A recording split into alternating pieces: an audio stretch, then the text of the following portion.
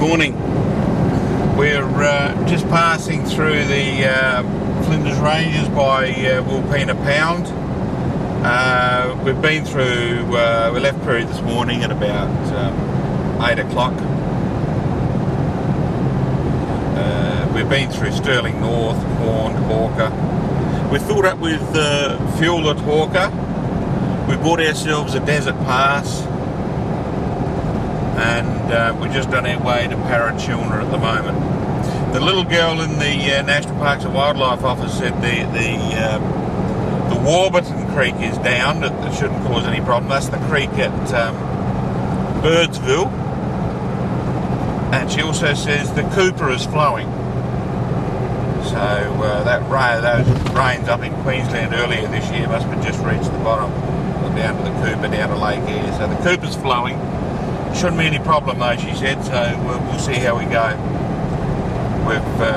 We've filled up with petrol at Hawker. We're just coming up to Parachilna, and I'll just pan the camera around.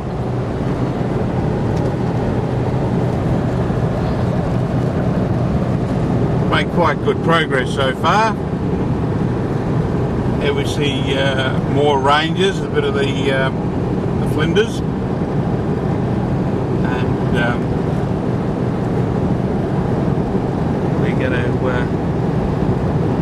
we're going to go through to Birdsville, down to Innamincka, then come down the border track to Broken Hill and then home. So just out for a little drive today. Just went through the best little wayside stop in Australia, Parachilna pub. You get a decent pie, decent feed, a beaut little place. Next time you're up this way, call in at the Parachilna pub. Good spot. Flinders Range is still in the background.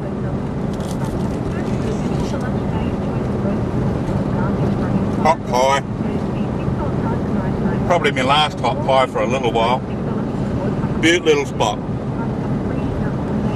Going on the road now towards Lee Creek.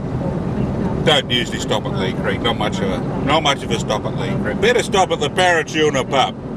Good little spot. So once we'll probably stop and stretch our legs at Hergot Springs, more commonly known on the map as Maree, and then we'll get out into the dirt country. Hooroo.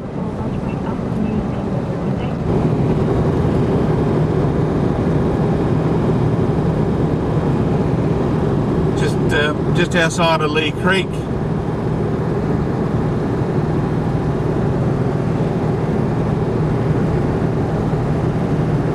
Oh, did I tell you they make a fine pie at the Parachilna pub? Next time you're down this way, call in at the Parachilna pub for something to eat. Fine pies. They make them themselves, you know.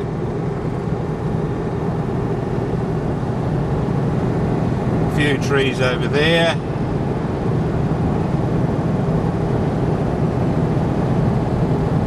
This is the road into Lee Creek.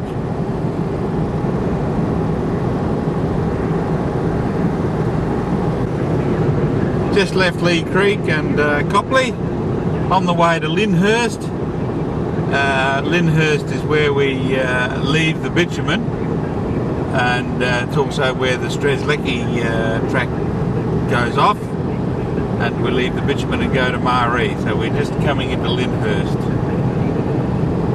Bit of a moonscape at the moment, just past the Lee Creek coalfields, and not many trees now.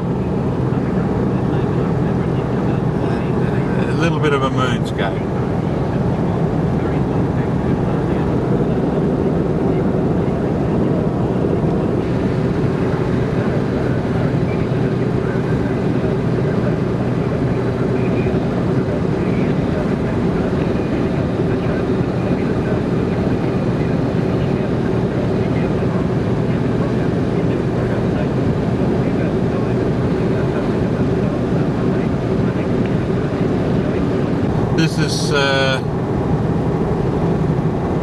where we lose the bitumen.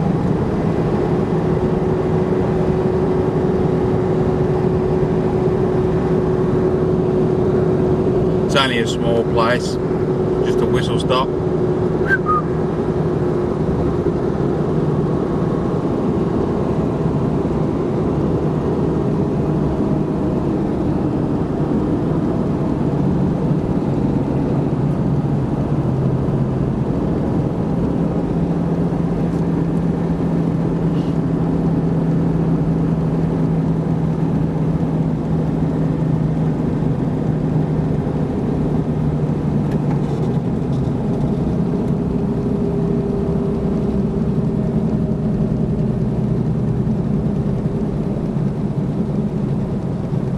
There on the right's where you turn off to the Strzelecki, up to Innamincka, but we go straight on.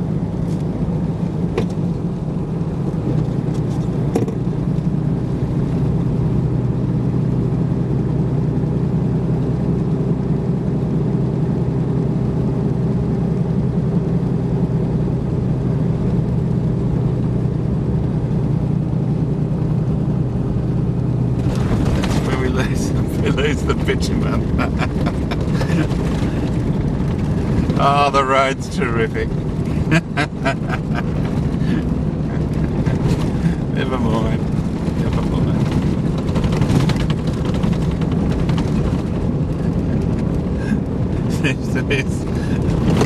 As soon as we leave the bitumen, it turns into a prickler road. Never mind.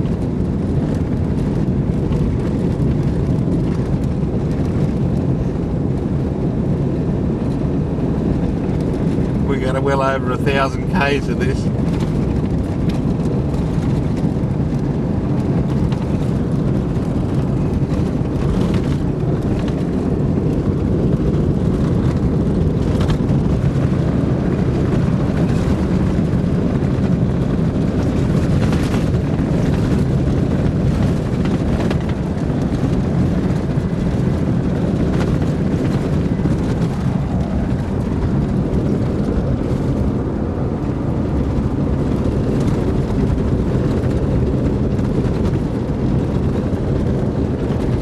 There we see what remains of the old Ghan railway line route. Used to go through Lyndhurst to Maree or Hergot Springs. Not much left of the railway line now.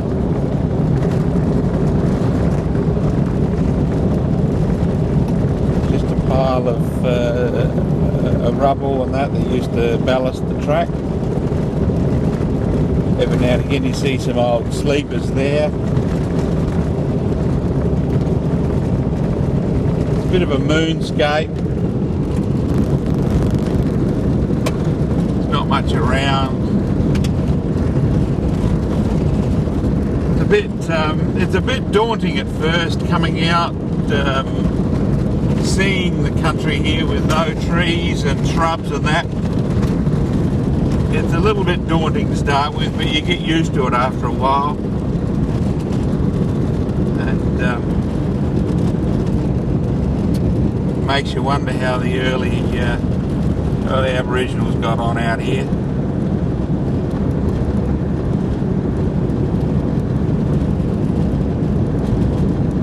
Also makes you wonder how the early explorers got on crossing it.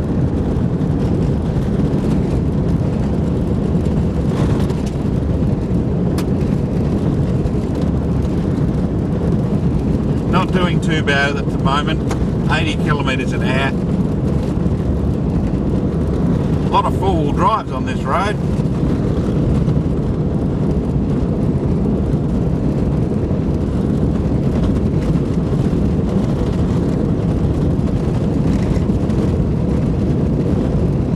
Just saw these emu tracks. I don't think you can realise how big they are until I put my hand next to them.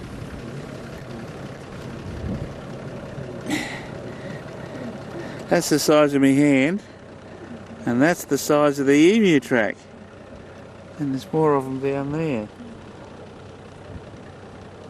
on the edge of the road. That's a big emu. Just coming into Maree,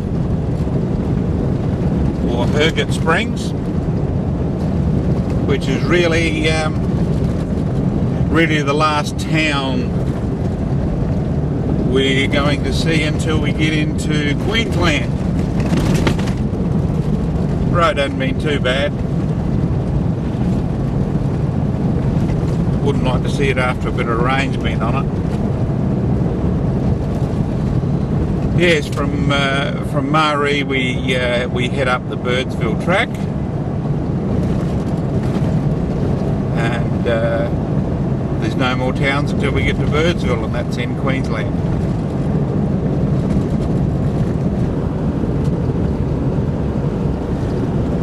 We pick up the last of our fuel here too.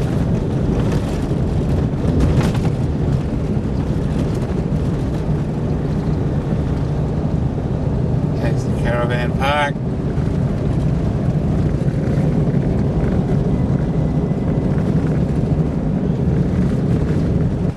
And here's where we turn off to Birdsville.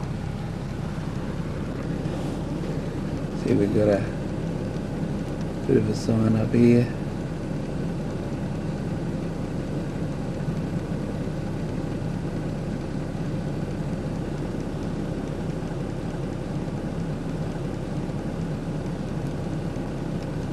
And that's the Birdsville, start of the Birdsville track there. I'm just going to go into Maree and pick up a little bit of fuel.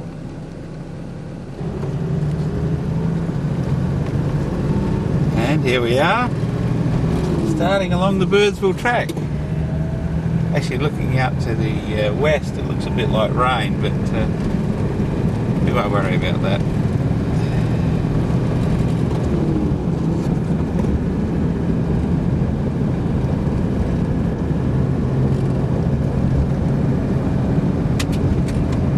Road's beautiful as it leaves Maree. It's actually better than the Maree to Lyndhurst road. We'll see how long that lasts.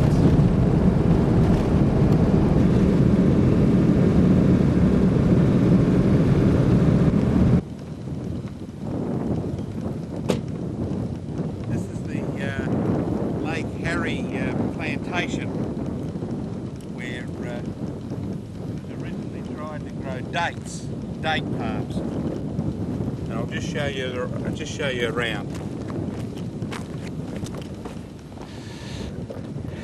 Yeah, originally it was believed they could grow dates here, but this is all that's left at the ruin at the moment. So we got a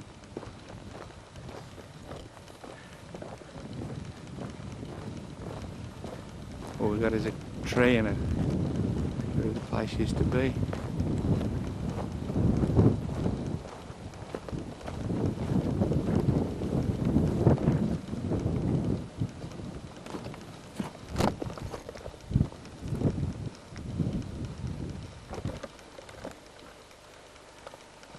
Bit of a ruin now, but it just shows the dedication to put this here.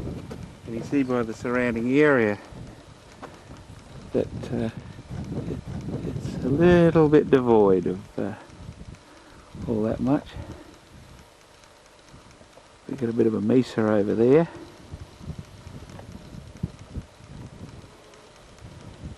Bit of a shed. Around. A few rain clouds up there. I don't think there'll be much in it. And we got the old bus there. Beautiful country, absolutely magnificent. Occasional jump up or a little mesa just popping up at you.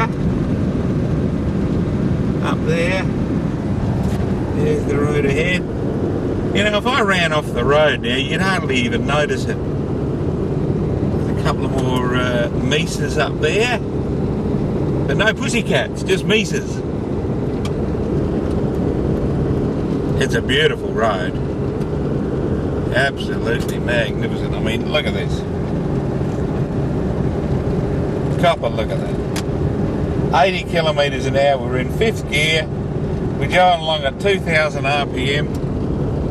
And we're just idling along, and it's beautiful. This is better than the road between Maree and Lee Creek. Magnificent road.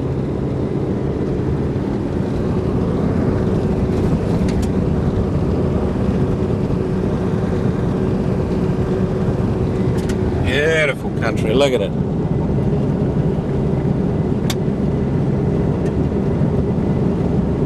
Not many acres of wheat grow out there.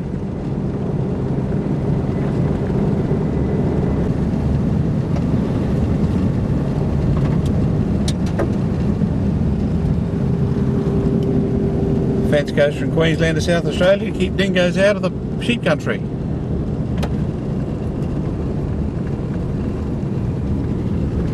There it is going off down there. The dog fence track looks interesting too, doesn't it?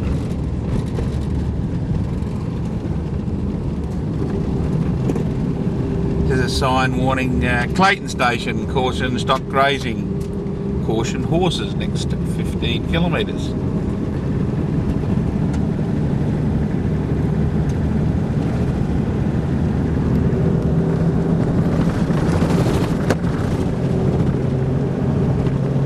We're about 40 kilometres from Maree on the Birdsville track. Here's one of the ubiquitous Birdsville track road trains, creating a bit of a storm. Seen him coming for a while too.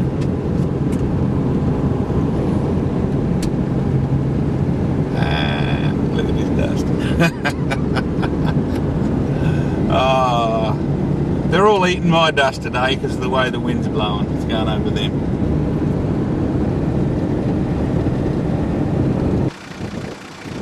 Here's a stone cairn built in the 1800s as a surveying mark.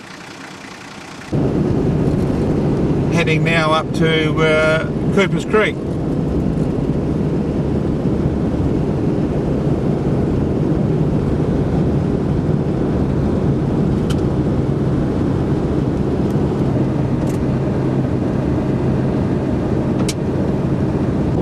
Just coming into Cooper's Creek, or the Cooper's Creek.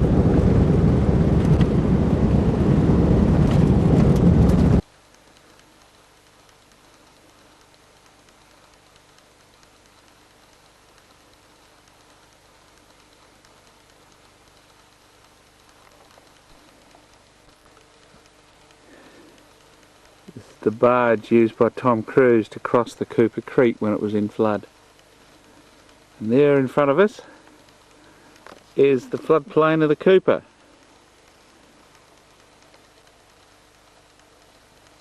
A lot of trees.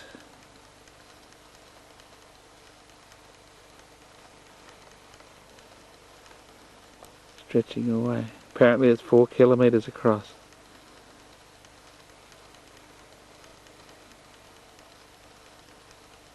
I'll camp in amongst the trees here tonight. Cooper's Creek. Cooper's Crook? No, Cooper's Creek.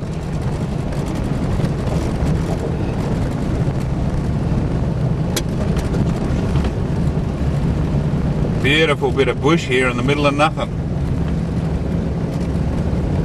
Still going through the floodplain of the Cooper. I was going to camp in amongst the trees in the Cooper, but seeing as we had all that rain in Queensland a few months back, I don't think it's wise. I don't think it's very wise. Apparently the Cooper's flowing at Innamincka, so it's going to come down. So the Cooper is actually, at this point here, it's about 12 or 13 kilometres across. It floods the various little channels through here, and the road goes up and down between the channels. Looks like there's a little place further on.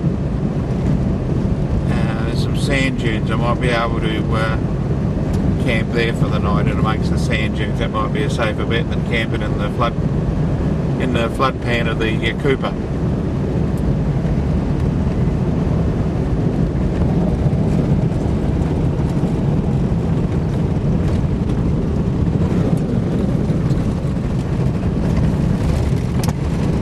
Now that was a big truck. Big dust too.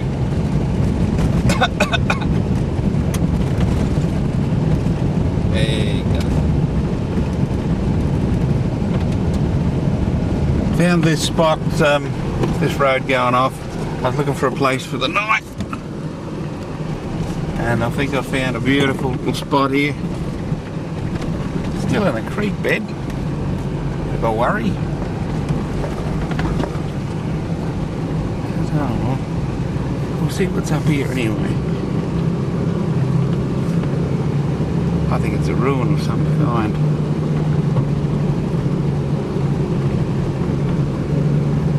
Anyway, we'll be camping in those trees tonight.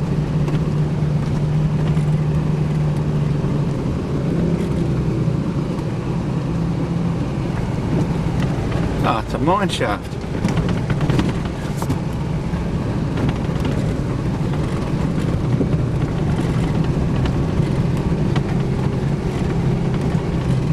We're just at the end of the sand dunes. They're called the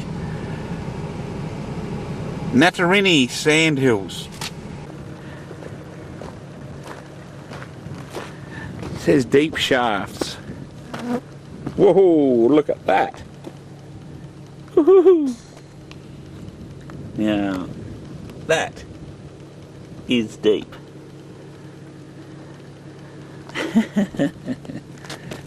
How deep is deep?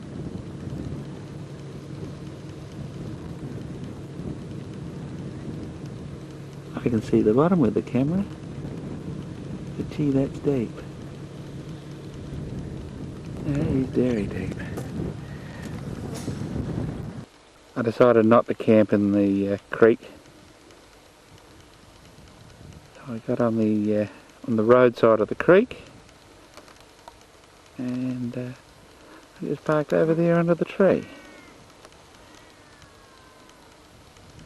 Nice lot of flies here. Nice lot. Very friendly. Here we are having tea. What have we got tonight? We got some Baxter's, tomato, vegetable,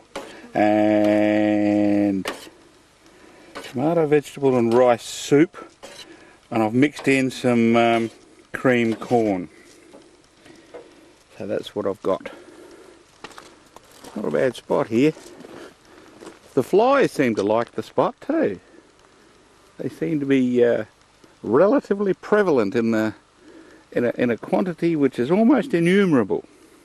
Sort of mucking about, I got it going and played very nice music, and didn't get a chance for myself. Then I had a couple of other VK4s in the shack here for all the afternoon, and so we didn't do much. I wasn't on the radio for long. Actually, I didn't realise then that I was probably, when I was talking to them, they couldn't Have to sit in here to get away from the flies.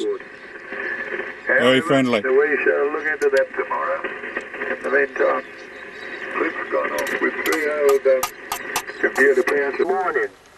Perhaps you catch some yellow bellies. Yellow bellies, nice when they're fresh, mate. Nice when they're fresh, or the yabbies. Yabbies might be running through, you never know, mate. Right, VK5 Kilo Tango for car portable with VK5 HTSWL, shortwave listener, with VK5 EDM retained to you, Trevor. Yeah, no worries, Ed. This is VK5 Kilo Tango Papa Portable. Yeah, the lucky thing that happened a while back, which I'm quite happy about, actually. One of the road trains went through, Ed, the other way. One of the road trains went through on a bend the other way, and I saw this half brick of a rock coming up. I saw about a half brick of the rock coming up, Ed, and I couldn't miss it, and it hit the car. And you wouldn't believe this, but my rhubar's only about 2-inch tubing, and it hit fair on the rhubar, and I got a big dent in the rhubar, Ed. So actually, I'm quite happy about that. I'm quite happy that it actually hit the bar instead of the car there, Ed, if you know what I mean. I'm quite happy that it hit the car instead of the bar. Yeah, the yabbies might have a bit of a scratched belly at the moment. The Cooper's not running up here. The Cooper's not running where I am here, but apparently it's running at Innamincka. So she's somewhere in between. She stopped running. So yeah, there's no water in the creek at the moment, Ed. There's no water in the creek at the moment, but I'm on the other side. If it does decide to come out, I'm stuck, Ed. If it does decide to come down during the night, I'm on the other side, Ed. So I'll have to work something out about that the other way. So yeah, shortwave listener HP. I don't know what you mean. It's HT for Tango, isn't it? Back to you, Ed. VK5 KTP Portable, talking to VK5 EDM in Port Pirie. Yeah, VK5 Kilo Tango Papa Portable Providence Creek with VK5 HT. If the real listener around, mate, VK5 EDM returning to the both of you. Yeah, we're hard to know, mate. Yeah, all high tension. Sounds good enough to me, mate. Well, it's morning. Rise and shine, campers. This morning we want to go to Mungarani Roadhouse and Birdsville, and possibly camp the night somewhere near Birdsville. Meanwhile, it's early morning, and I reckon it's time to get out of bed. We'll just look through here at the sunrise. If we just... Where are we at?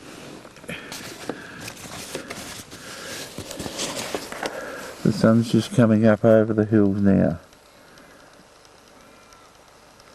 Camp the night by this tree. Beautiful little spot.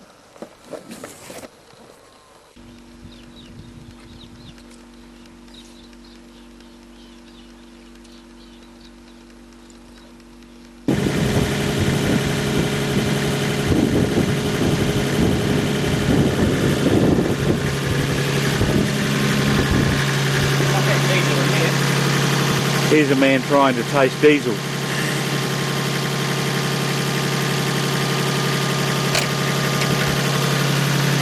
There's got a bit of water out the bottom of the tank.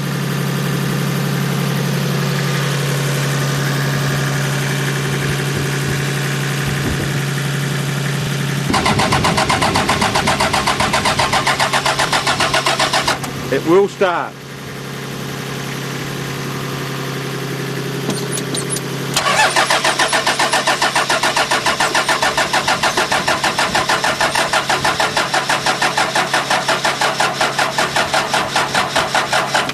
It will start in a minute.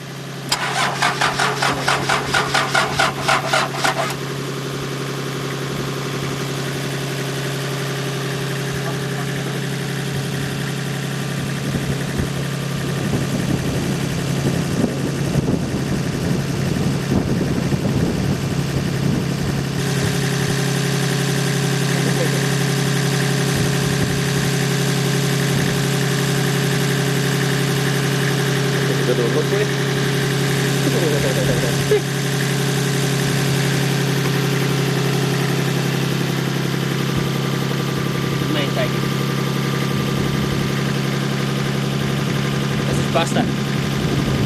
That's his dog. You know, that dog would have went a hell of a long way to find a tree. Bit of smoke.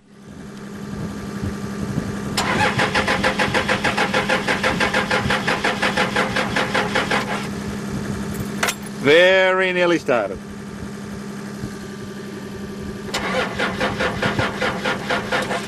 We'll give it a couple of seconds again.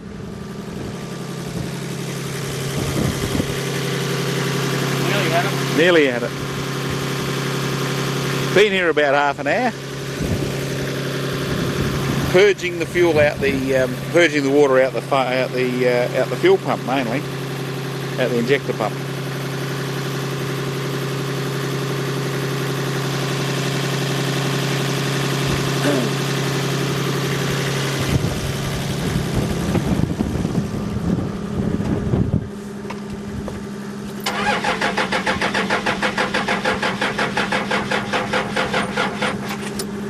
Give it a bit of a rest.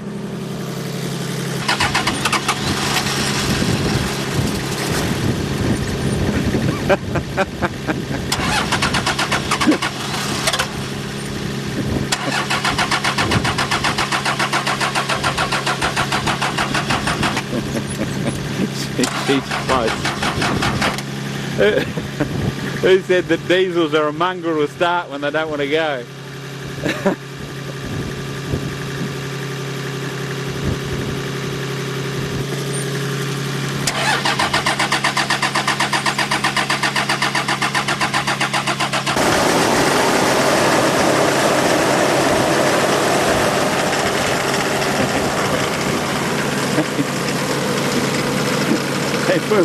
What's going on, boy? What's happening, mate?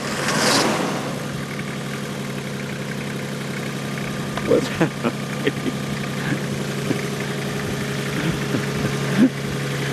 The dog didn't know what was going on.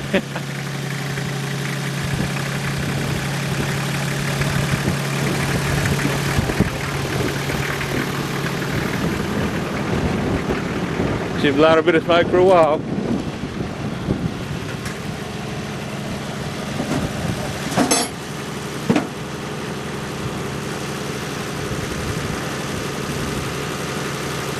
Yeah, chappie had a lot of water in the fuel tank and took a fair while, took about half an hour to get him started. And I shot past him this morning at dawn and I wondered whether he needed help, but thought he was still in his swag and I didn't worry about it. I got about 6 or 7 k's down the road. I thought, well, perhaps he does need a hand. Well, I went back and he said he broke down at 6 o'clock last night, 6 p.m. last night, and I was the first car he seen. And while we were there, no cars went through, so if I hadn't have turned back, he would have still been there, waiting. Anyway, we'll see what today brings. We're heading for Mangarani Roadhouse on the Birdsville track. And we'll just pan the camera around.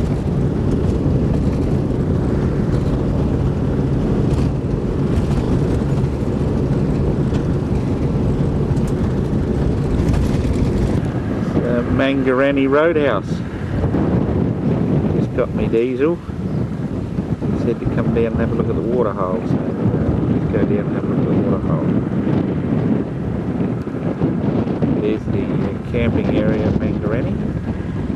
There's the people I passed yesterday on the road. That's the tonight.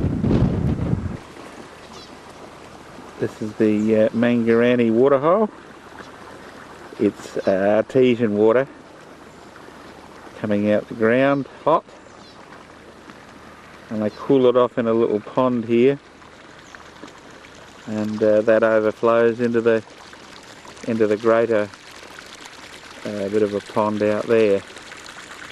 It's just in amongst the sand hills here, not far from the service station. Here's the hot water pond. The water coming out there, and I think this is a bit of a hot water swimming hole. The water's quite warm, you can just put your hand in it and it's quite warm to the feel. Beautiful little spot, nice spot to camp, I reckon. Just north, about 20 or 30 k's north of Mangarani Roadhouse. This track has deteriorated somewhat. It's not such a walk in the park as one might first imagine. We picked up a little bit more diesel at Mangarani, about 30 litres. But you can see that if this road had a bit of water on it, it'd be quite slippery, sticky. We've just gone through some hills out of Mangarani, and we're now heading towards Birdsville. Country's opened up a bit. We've lost a few trees in the sand hills that we did have, and we've now got very little.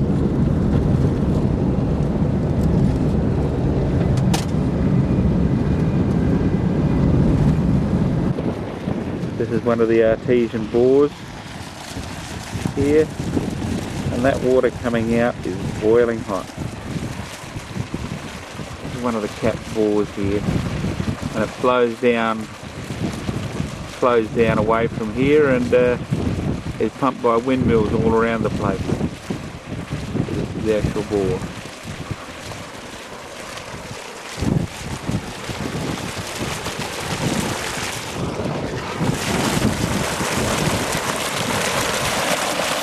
The water smells a bit sulphurous, like the water at Mungarani smelled like it had diesel in it. You can smell the sulphur out of the water. You can see the steam coming off it there. Very hot water.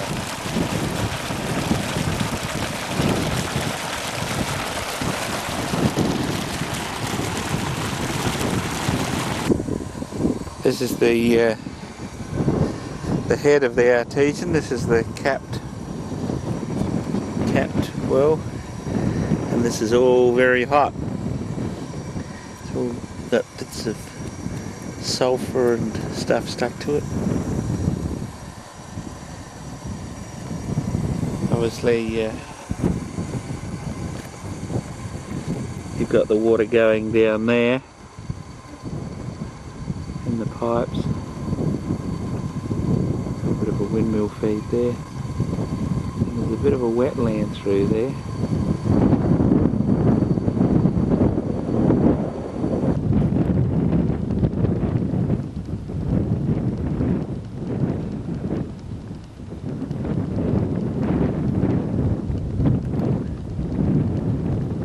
We're up there,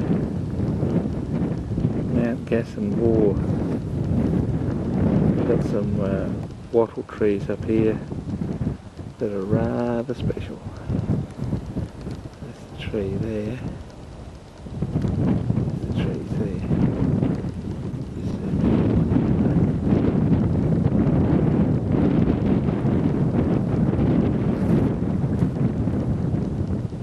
And they're seeing whether stop grazing and rabbits are having any effect on the young seedlings, because there doesn't seem to be any young ones coming on to replace these.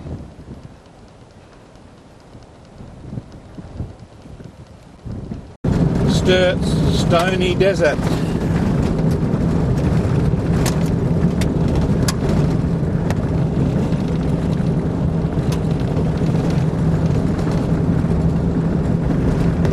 All the little stones are all rounded, except the ones on the road. The whole landscape seems to consist of stones. That's probably why it's called Sturt's Stony Desert. Just past the signpost, 200 k's to Birdsville.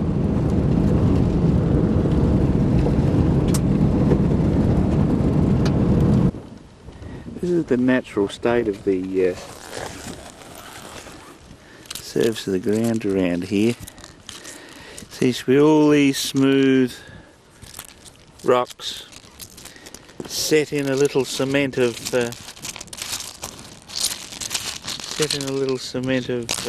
clay, and it goes on and on and on.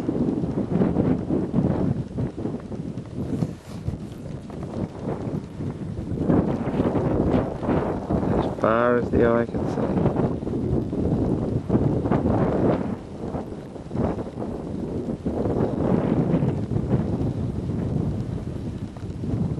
There's the road.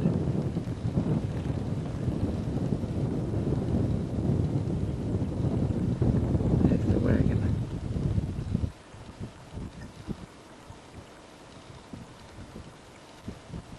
Quite warm here today. I'd reckon that she's 27 degrees. I can't get over these stones. As far as the eye can see, you've got these stones.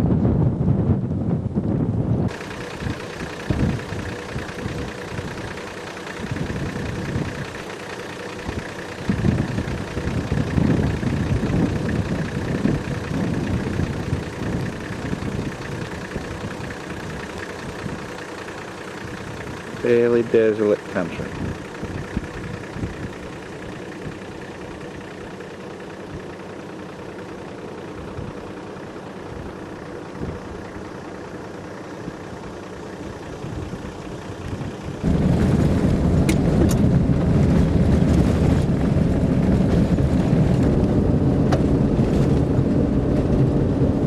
Still about 100 k's from Birdsville.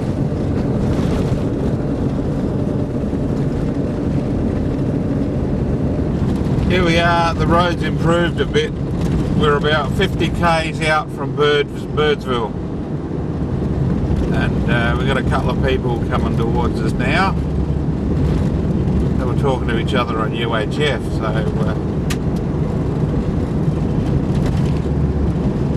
see how we go.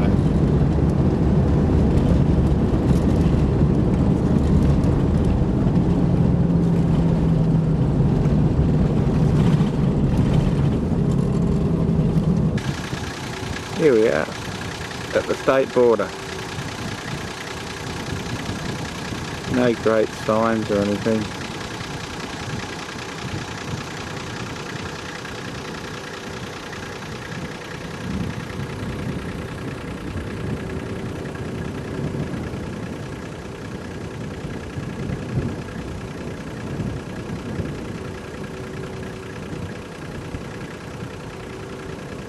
On the banks of the Diamantina.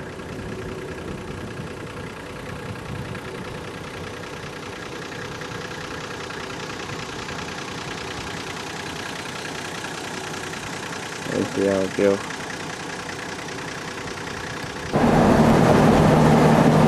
That's the Diamantina. Just coming into Birdsville now.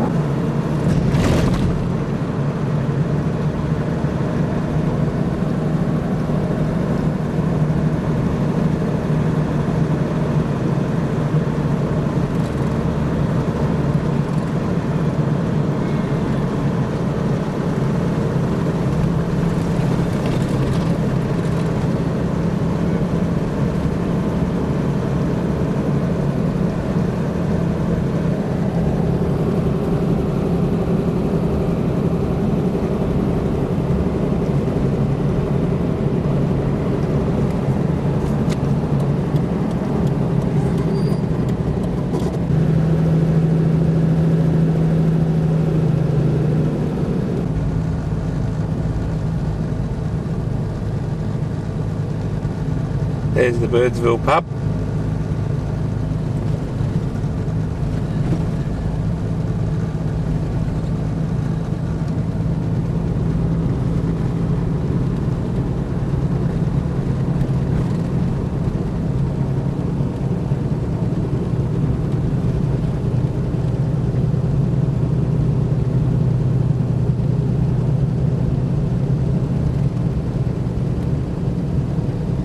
There's the old Birdsville pub.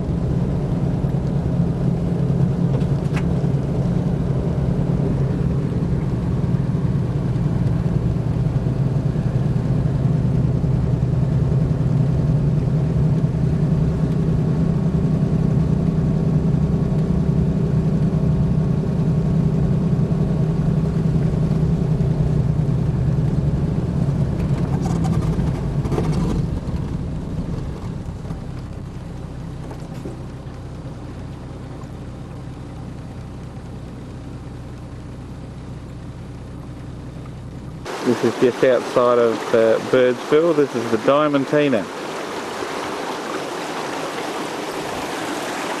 It's flowing rather well at the moment.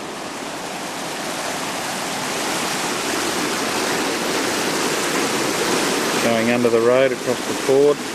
There's a bridge further down which is a normal bridge in town. Just driving along out of Birdsville on the Windora Road. I think it's Windora Road. And it's almost my camping time, and I'm just going along looking for a looking for a little spot to spend the night. A lot of tourists in Birdsville. There's a lot of little four-wheel drives and some people going around. Not that big place, but quite okay. I think the places are going to get fewer and far between as we leave the floodplain of the Diamantina. Nice word that, isn't it? Diamantina. There's some beautiful sounding names. We have Diamantina, Innamincka, Birdsville, Cordello Downs. Names have got a real Australian ring to them.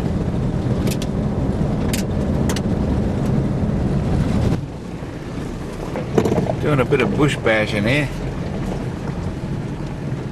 Found a little spot. It's just a matter of getting in there now.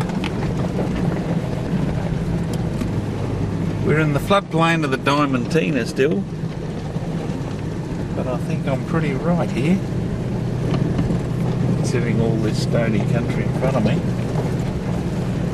Found some trees on the side of the road, and I'm thinking of hunkering down in there somewhere.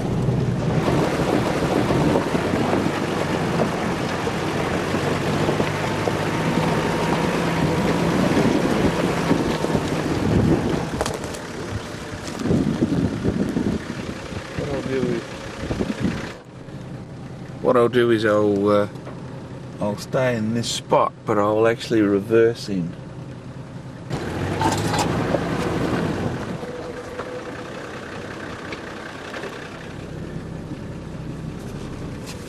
This is real bloody bush bashing here.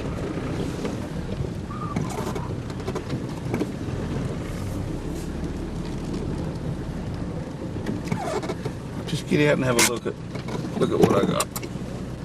Here's the spot to camp for the night. Hunker down into those trees. Good little spot. Flies still here though. The flies here are something else, aren't they? Puh. I call them stick flies because wherever they land, that's where they stick until you push them off. We got a bit of a change tonight. We got some pasta. And we got a packet of mixings to go with it. It's actually macaroni cheese with cheesy tomato pasta. Yes. What I'm going to do, I'm going to put some little triangles of processed cheese in with it too, to give it a bit more cheesy stuff. These flies are good, I reckon. If only we could cook them up or harvest them or corral them or something. Good morning, good morning, good morning. It's another day. We've left our camp at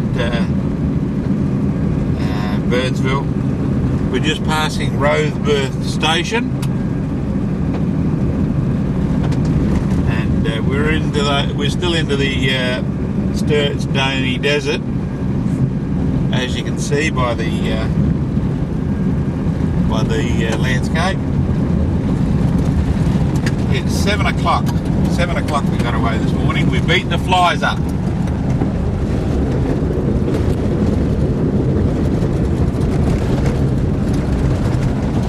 We beat the flies up this morning. Had a cup of coffee and that before sunrise.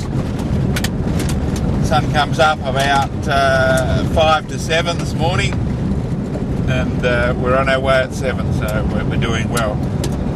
Car went through at about 6:30. The car went through on the road I'm on, and the dust is still hanging in the air from the car that went through. So there's no wind this morning. Quite warm last night, quite warm yesterday. Slept on top of the swag last night. First time I've done that. quite warm. Anyway, we shall see what today brings. I hope to get down somewhere near Innamincka today. I really don't want to make Innamincka. I want to go down via Cordello Downs and stop down there somewhere and stop just out of Innamincka somewhere if I can. So we'll see what today brings.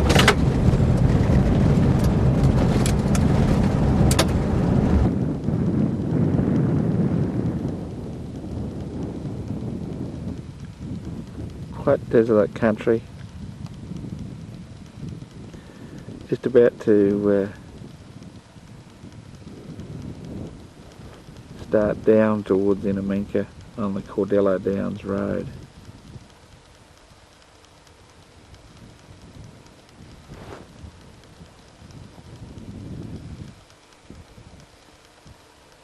That's me. Hello.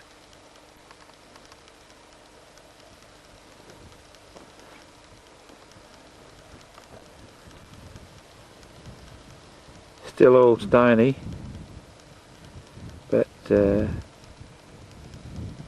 we've got a few ups and downs in it. We're at the turn-off, but this sort of country, there's little roads leading off everywhere. It's very easy to pick the wrong road, so I got the right one. I got a sign here, but I calculated 102 kilometres from Birdsville, and there was a road there, and the map said the road should be 104 kilometres. I looked up my book and it said 110 kilometres at the turn-off, and this, according to me, is 112 kilometres, so I got the right road anyway. So it just goes to say, all along this country there's turn-offs everywhere.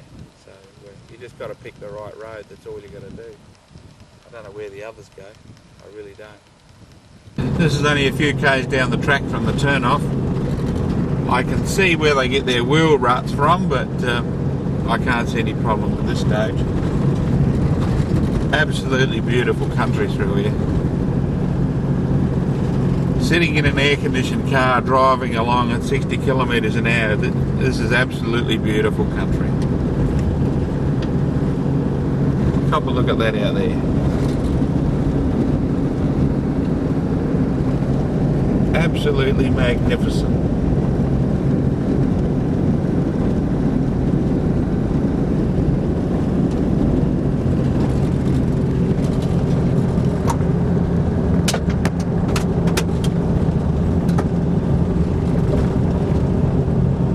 The reds and the blues and the purples. Beautiful colours, beautiful colours. We're heading south now, or basically south. Up to Birdsville we were heading basically north, but now turn around, we're on our way home, we're heading basically south. Look at the colours out there, absolutely beautiful.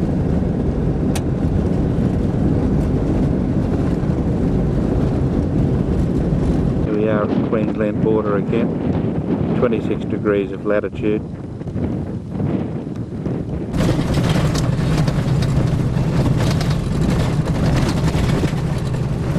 I think this farmer grows rocks, and I think those big rocks out there are the breeders. Obviously he hadn't harvested in a while. Either that or he's got so many rocks left he just scatters them all over the road. I reckon there's a few breeders on this road too, just quietly.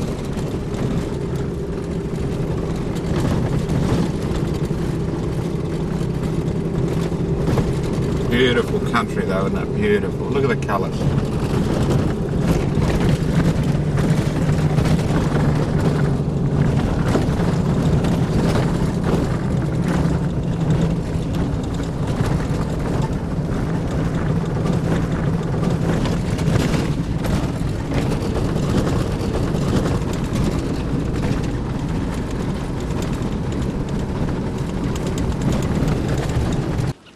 cockies here are getting so hungry, I reckon they're starting to strip the bark off these trees. They're just normal trees, but their bark has been chewed back a bit.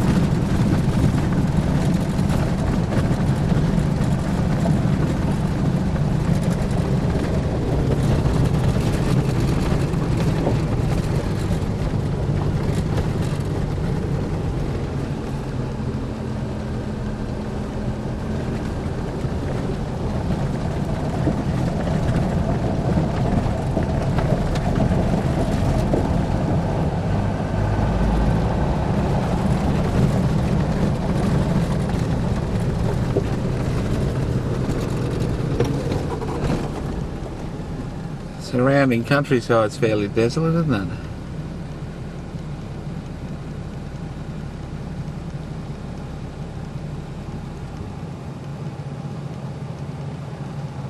Once again, we've got the bark here being stripped off by the birdies.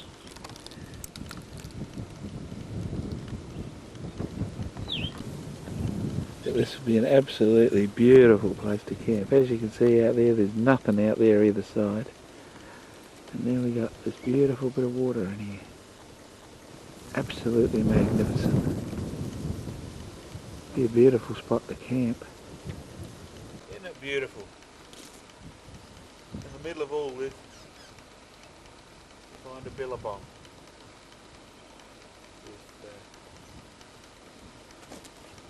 All these trees around the edge.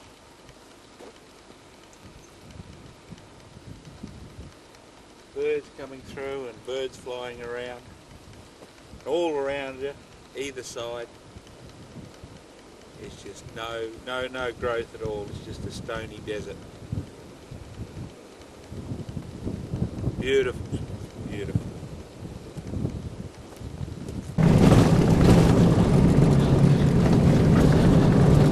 This cockie's very rich. He's got a lot of rocks.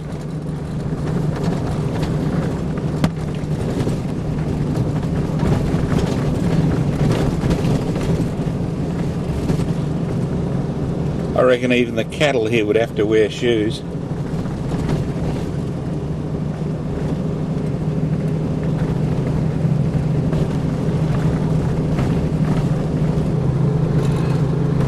Still coming down towards Providence Creek on the Cordello Downs Road.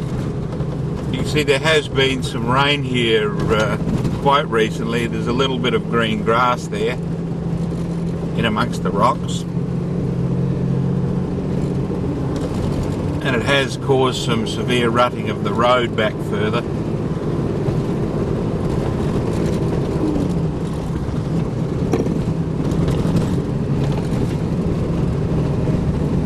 As you can see, the rock paddocks are fairly large.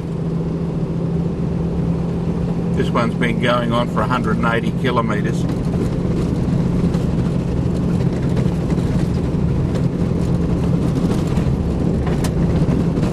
Saw one car on the road back.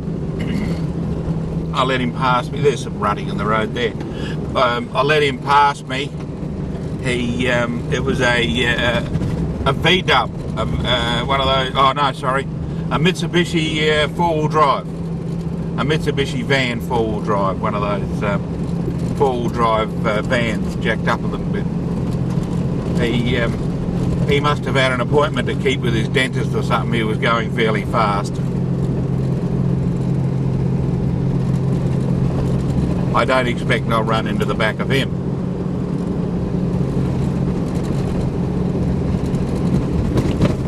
It's a big country, isn't it?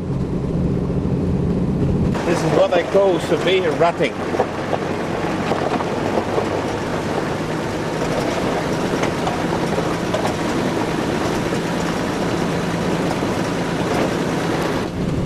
I reckon we're coming into Providence Creek. It's the biggest creek in the area we're in for a little while. By all rights, it should have water in it too.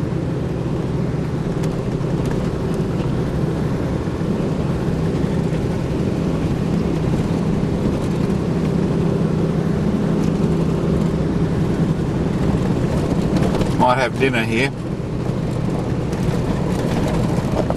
Boil me billy. Have a cup of coffee.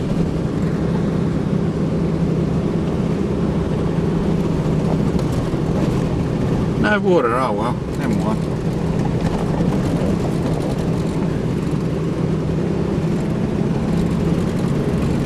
This looks like an early model Toyota, doesn't it?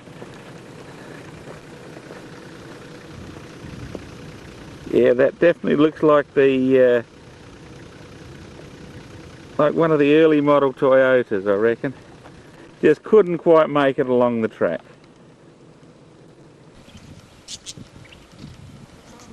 Here we are, Providence Creek. The creek actually consists of several tributaries about 5 kilometres apart. Beautiful little spot, lots of flies though.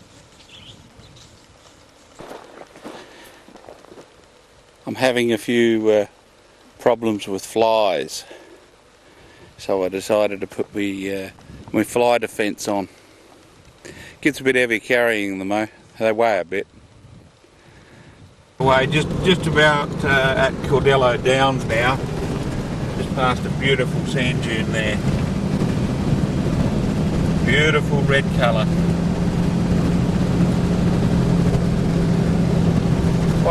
Quite green around here. We've obviously had a little bit of moisture lately.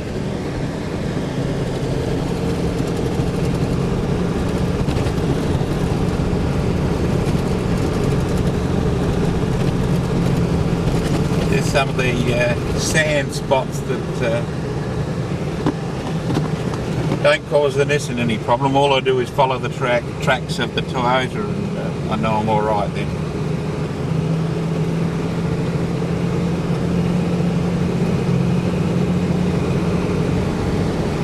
Seems to be a few Toyotas and Nissans on this road of late. Here we go, here's another Toyota for you, Mick.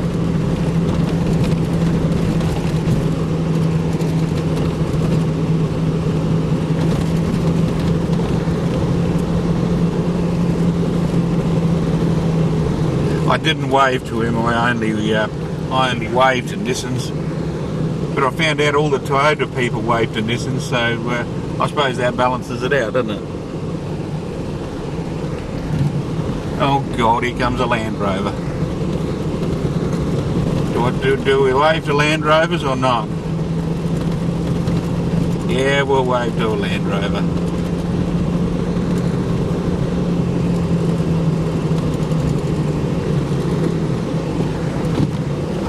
Those deep ruts we've been talking about. Obviously Land Rover people don't wave to Nissans.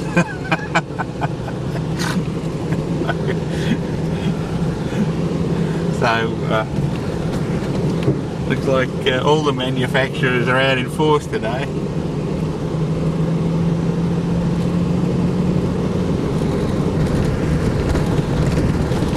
Here we are coming into Cordello Downs.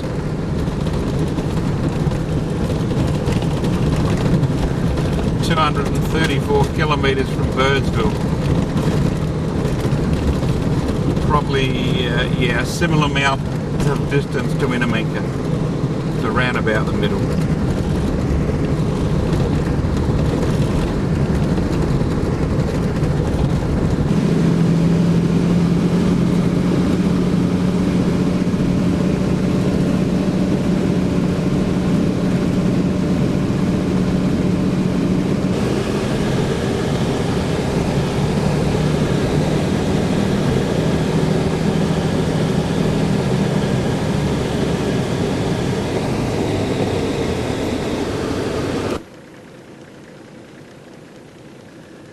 And another waterhole. I just come out of the Cordello Downs Road at the edge of the property. I'm heading back towards Queensland. I'm going to go back across the Queensland border and take a road that goes directly down to the Birdsville Bridge and to the Dig Tree. I'll bypass Innamincka at this stage. I'll come in Innamincka the back way from the eastern states. It'll just save me a few k's, and it's another four-wheel drive track. I'll just go down that one. So this is the other road to Windora from Innamincka. So I'm going back out of South Australia into Queensland, and then I'll come back down because the Birdsville Bridge is actually in Queensland.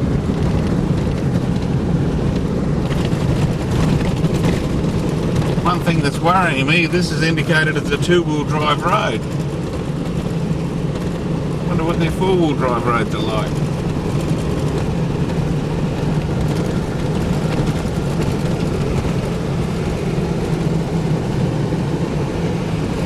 There we are, back into Queensland. Here's the turn off back to the bridge, or Napamuri. The road says Abry, but it also says Innamincka, 155 k's. Let's see what this one says.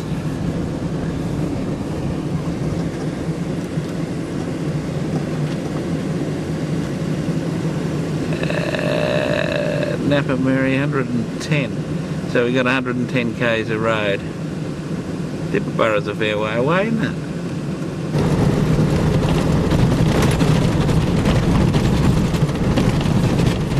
Well, the road certainly is rough.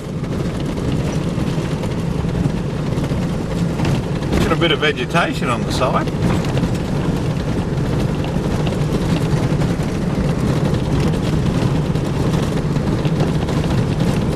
And this is more like a dirt road.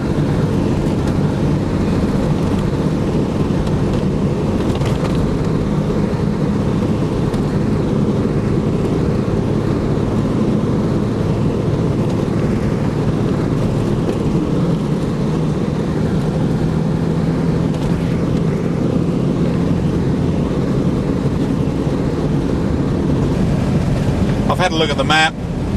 It looks like there might be an interesting creek to camp at. I might stop the night at latitude 2712. There should be a creek at around about that latitude.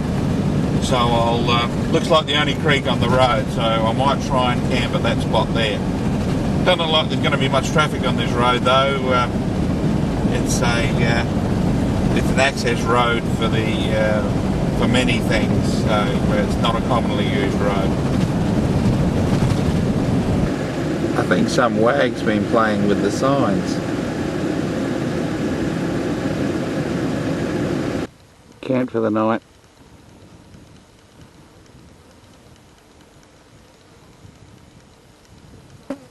Lots of flies.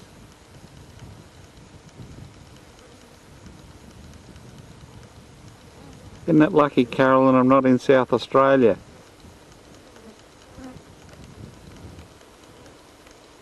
I'm just across the Queensland border. Just a few k's across.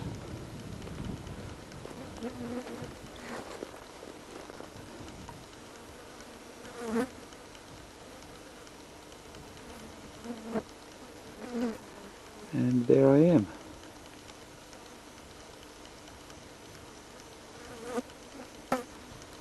What's up tonight, eh?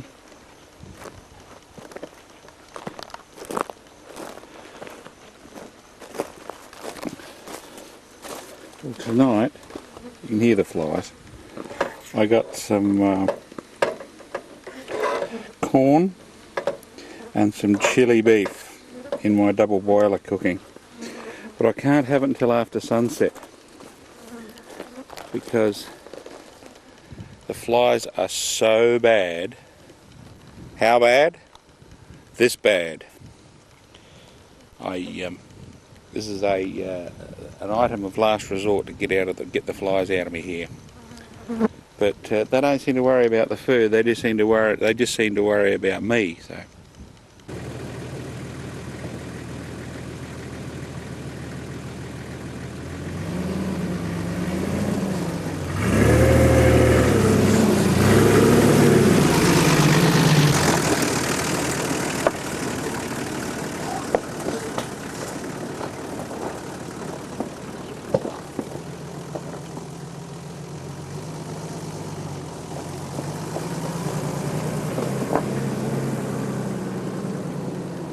Just left my camp for the night, got totally eaten by mozzies, and I have to get up before morning, otherwise the blowies get you. Beautiful country. Beautiful country. Another vehicle.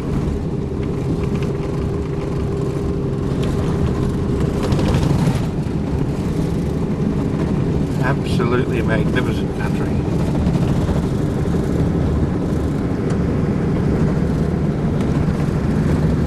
Good morning.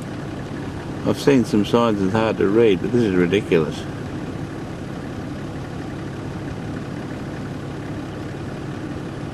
This is the road to the Dig Tree. We're back onto the tourist routes, and you can tell there's signs every 100 metres telling you the Dig Tree's down this road, and apparently you have to pay to see it now.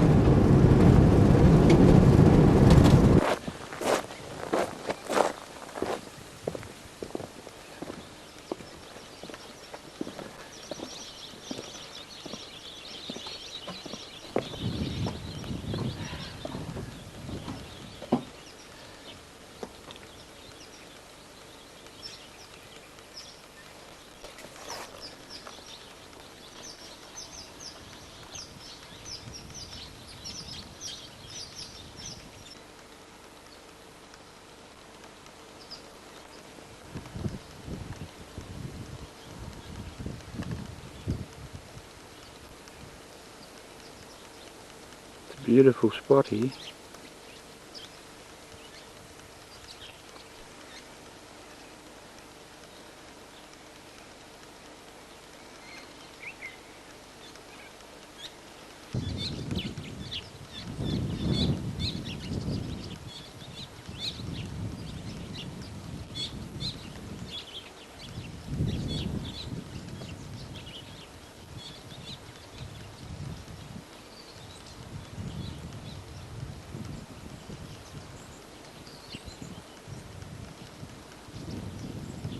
Birkenwheels Bridge.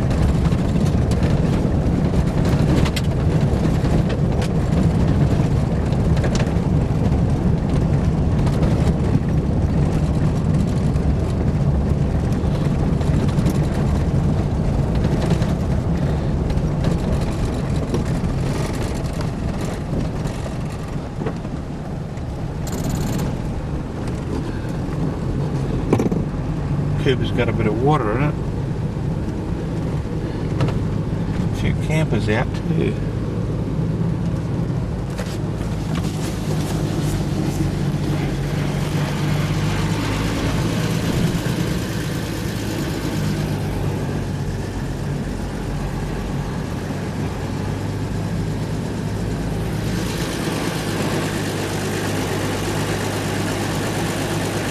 Very picturesque, isn't it?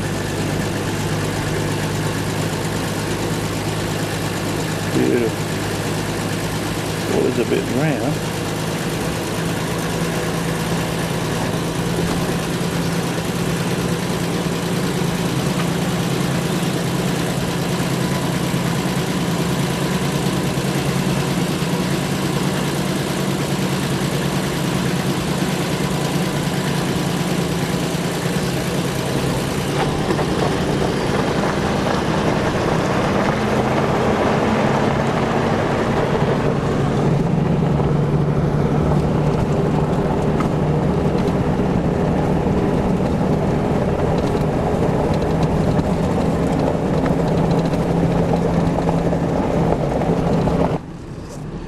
Back into South Australia.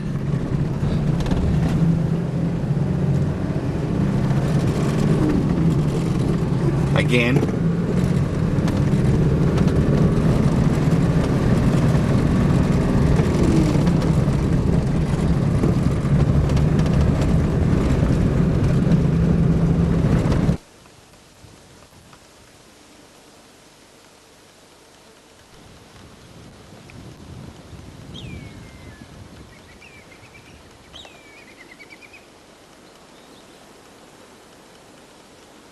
Banks of the Cooper near Burke's Grove. Beautiful spot.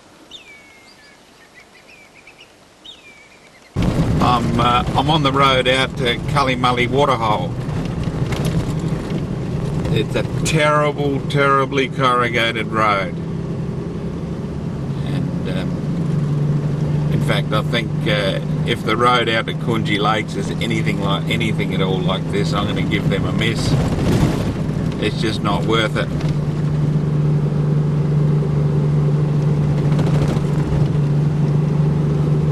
So we'll see how we go. It's not too bad here, but I'll tell you what, some of the corrugations are absolutely shocking. Kilometres Waterhole. Quite a large amount of water here.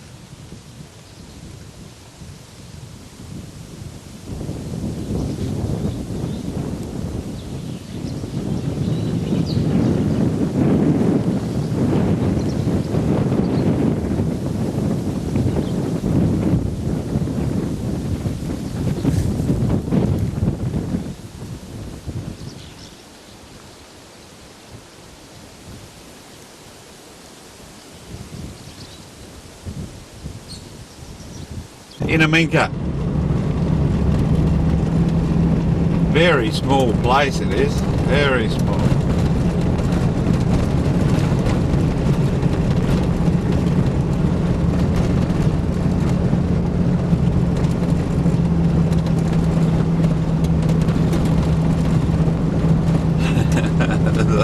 There's a lot of tourists and a lot of four-wheel drives. So I don't think I'll stay here very long.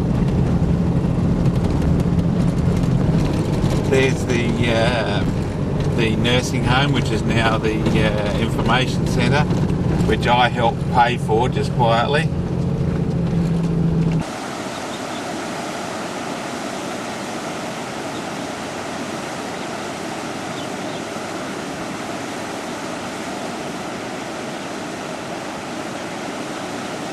This is the Cooper crossing just north of Innamincka.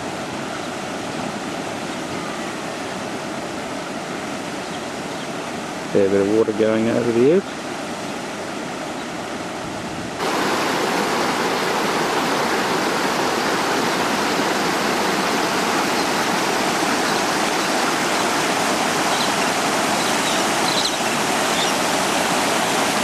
Too many tourists for me. Well, we've got Innamincka down there. We've got the trees there in the floodplain of the Cooper. Cooper down there. Kilometres Waterhole there. In the basin of the Cooper.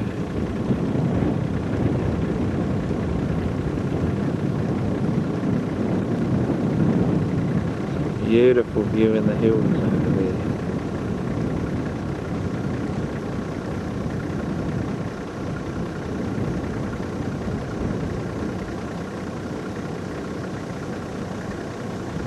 It's in a beautiful spot really.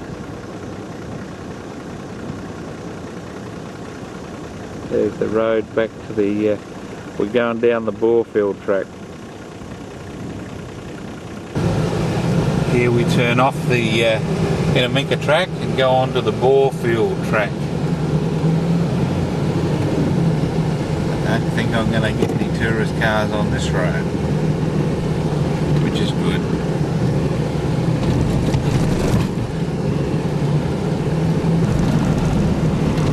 This is a beautiful bush track. I'm going faster now than I would be on the Strzelecki track. Beautiful country too, beautiful. Look at those sand dunes over there, absolutely magnificent. The red colour, beautiful.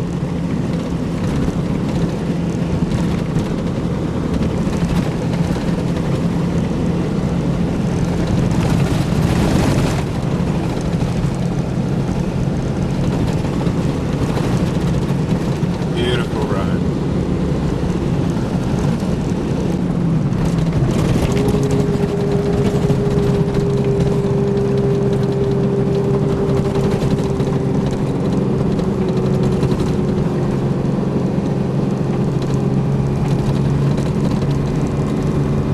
Bit of sand here, no problem. Just follow the tracks of the Toyotas, that's all. If they got through, I can get through.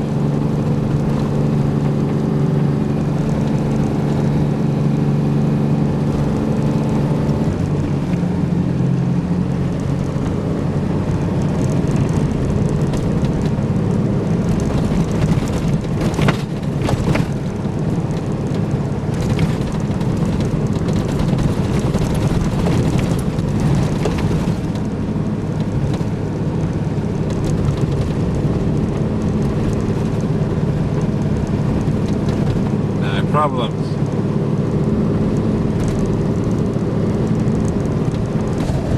We've left the Borefield track. We're now travelling along the road, the main road here to Epsilon, and we've got another border crossing. We're going back into Queensland again.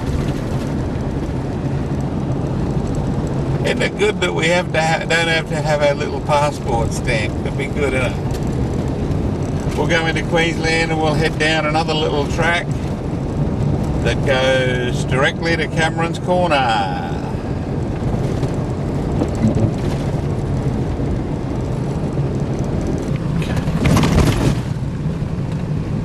Coming up to Epsilon.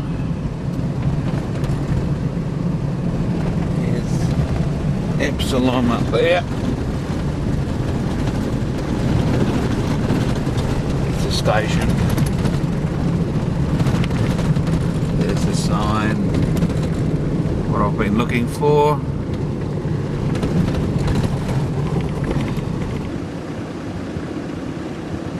That's the sign I've been looking for, Epsilon. And we're heading for Santos, but we're going to turn off just down the road a bit. We're going to turn off. And this should be the turn off for Ormatron, I think. Whoa, we got the police here. There we go.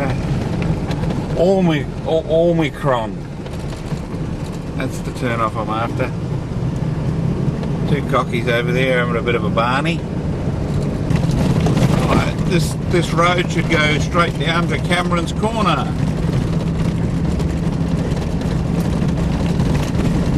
It's quite a good road at the moment. Nice and rocky.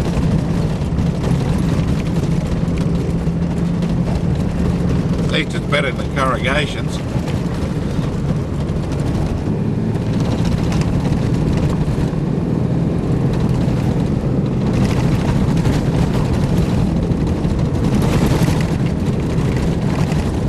We'll have to attack these sand hills.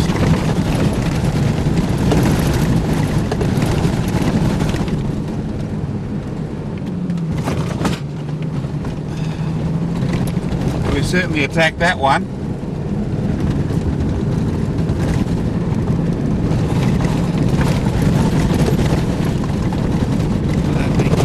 I don't think we need to attack this one quite so severely.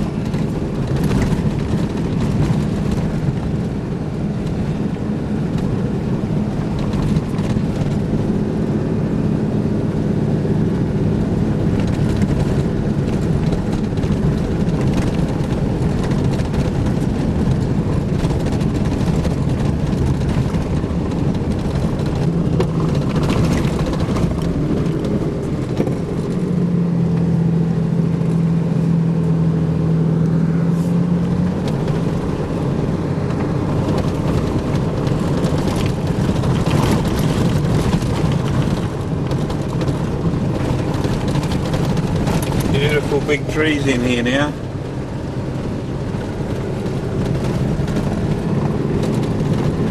Still in cattle country. A lot of beef cattle running around here. Beautiful red sand dunes, beautiful red. Sand's quite firm. I don't think we'll have any problems. Haven't let down the tyres at all.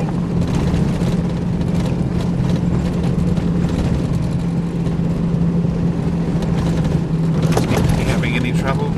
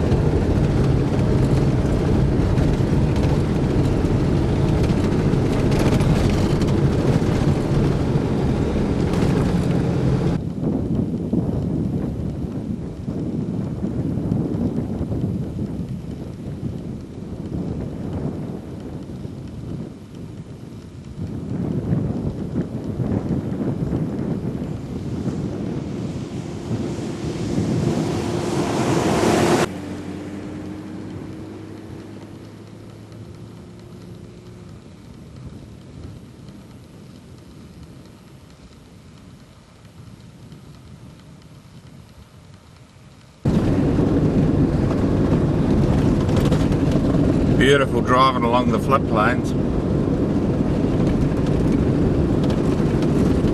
Wouldn't be too good in wet weather though, I should imagine.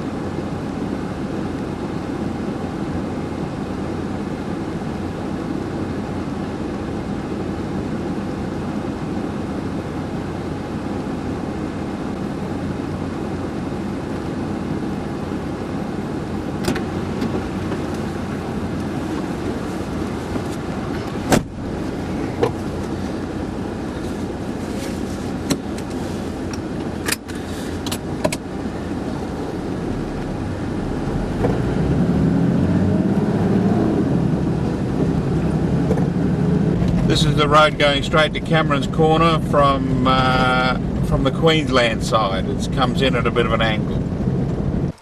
I'm not worried so much about flies tonight because I bought some of this stuff at Innamincka for Innamincka flies. It says on the packet, blah, blah, blah, blah, unique composition for the flies at Innamincka.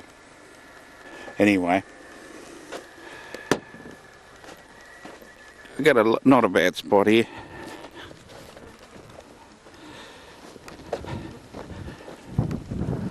I've got to go. I've got to show you this. What have I got over there? I've got a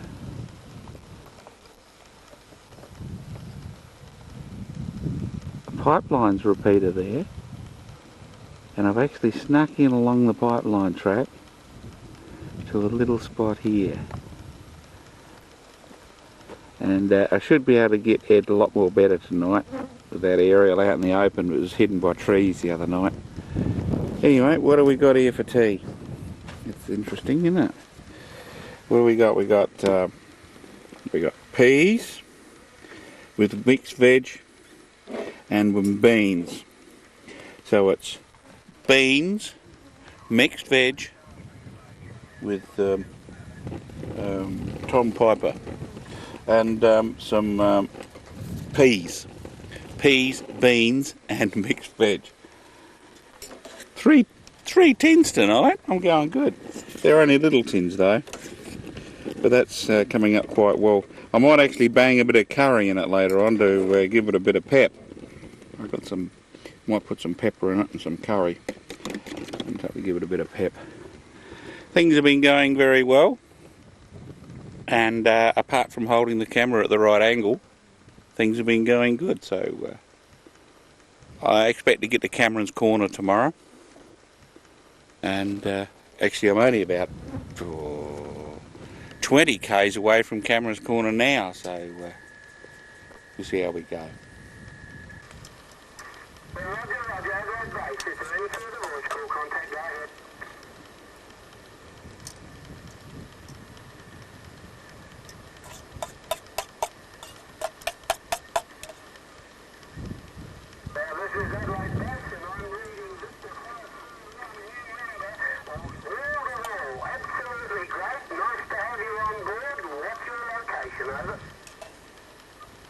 To make our skip tomorrow between 6:30 and 6:45.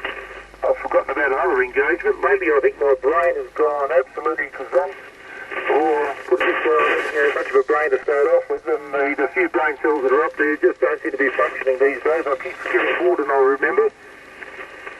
I used to be forgetful, but I can't remember when. I think that'd be about right. So somewhere between 6:30 and 6:45, Trevor, would that be okay with you? VK5 Kilo Tango Papa, with a shortwave listener, HC and Adelaide, VK5 EDM returns you, Trev. Yeah, no worries, Ed. Anytime from round about 6 onwards, Ed. Usually around about 6:15, I fire up. Usually listen to the four-wheel drives before then. Four-wheel drives on 8022, and I've got another frequency off them today, so at least listen to them. But no worries, Ed. I'll put you down for 6:30 tomorrow on the Devil's frequency, and there's no worries. But like I said, if there ever was a chance that Hayden would hear me, it'd be tonight. Ed. I'm in a beautiful location, and things seem to be happening quite well here, so we'll probably hear about that later on. But I definitely do want a QSL card if he does hear me. Tell him I definitely do want a QSL card if he ever does hear me. So yeah, no worries. Yeah, we'll be probably around Tippaborough tomorrow night. Tippaborough for tomorrow night, Ed. So we'll see how we go that way. But yeah, good to see you. Good to hear about the weather. Good to hear about the weather, Ed. It's fine while it's good, while it's going this way. I'd like a bit of a cold snap to stop the flies and mozzies, but you can't have everything, Ed. You can't have everything, mate. It's fairly early in the day. See the dog fence coming down to us there. Actually takes a bit of a deviation there, and then goes off in that direction. It's on the New South Wales South Australian border, the dog fence. And it's taking a deviation, but there's the corner of the 3 states there. Right, we went past Cameron's Corner, went into Queensland, into South Australia, and now we're going from South Australia back into New South Wales. They got a gate on this one. Oh, because it's the dog fence, of course.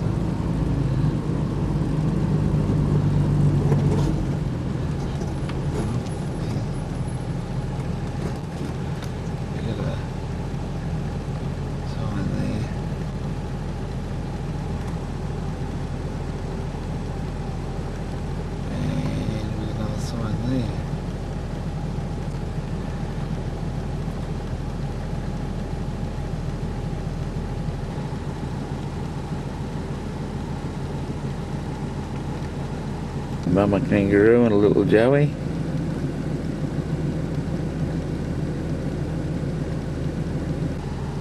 Papa kangaroo's not too happy with me being here.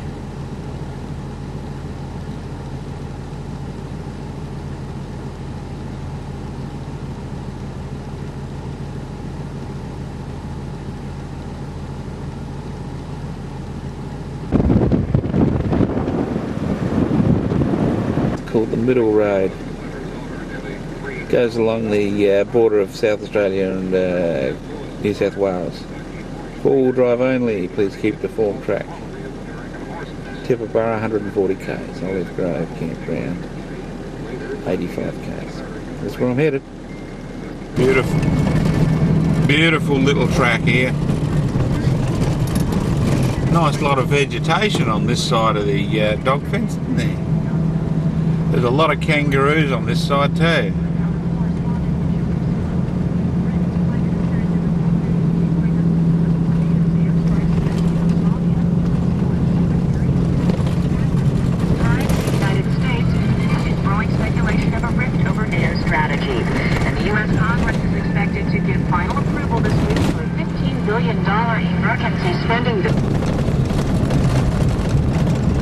We've left the park now and we're still on the 4-wheel drive track. A few kangaroos over there. Mum and his Joey over there.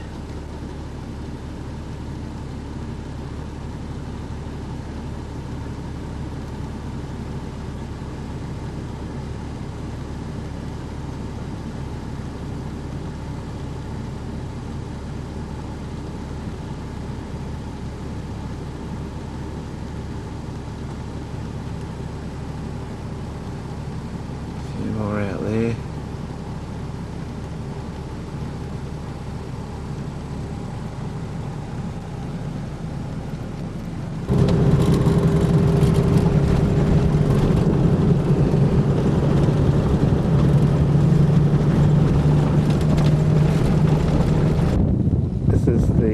This is called the Jump Up Country, north of Tibooburra. On a lookout above, just down from Olive Grove Station.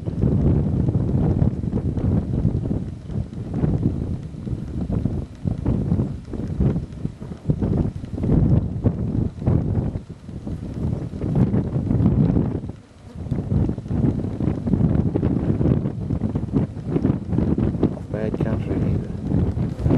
Very pretty.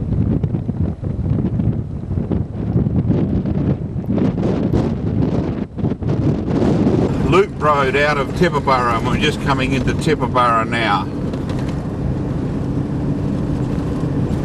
Quite a good road. I'm going the wrong direction actually. I'm going the wrong way, and I really think it's a one-way road. It should be a one-way road anyway. There's only one lane. Quite a good road.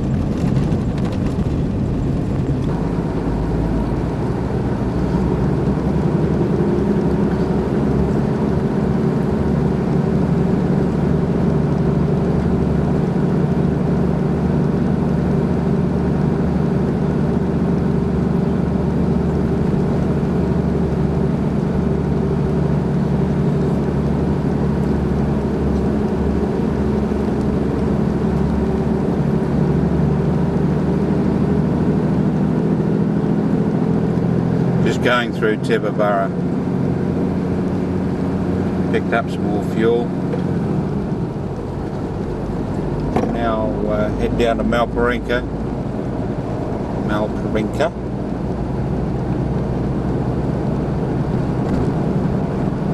And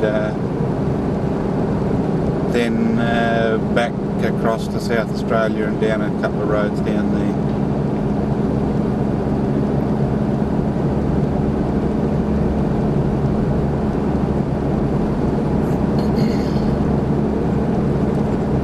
Quite a nice little town, Tibooburra. Pies aren't too bad at Tibooburra, not as good as Parachuna, but beggars can't be choosers.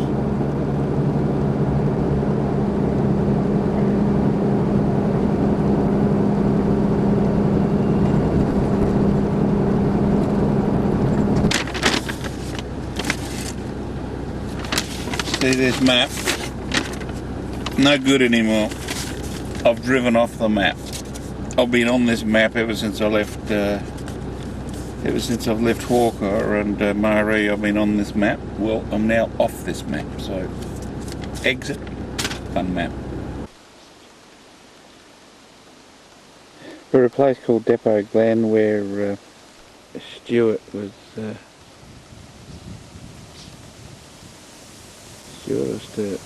was trapped during a drought. He got to here and couldn't get any further. Only a little bit of muddy water down there, but you can see it would hold a lot of water here. Fairly barren country around here, and to hear the birds here is quite different.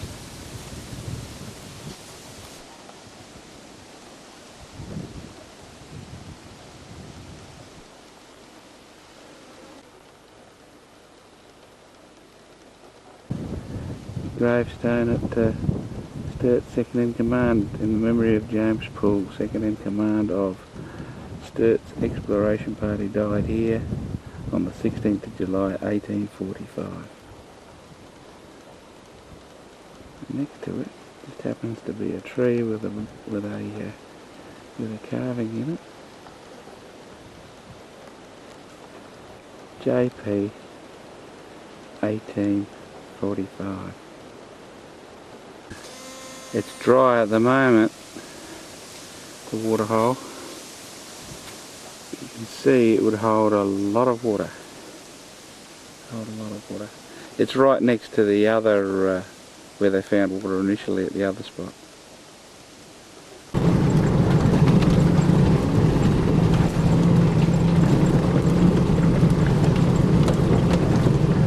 The border. South Australian border again. I'm amazed at these dogs by the gate, which are guarding the gate. These dogs seem to be doing a good job. They don't need much feed, and generally I think old lefty and old righty look after the gate pretty well. Cameron, come on.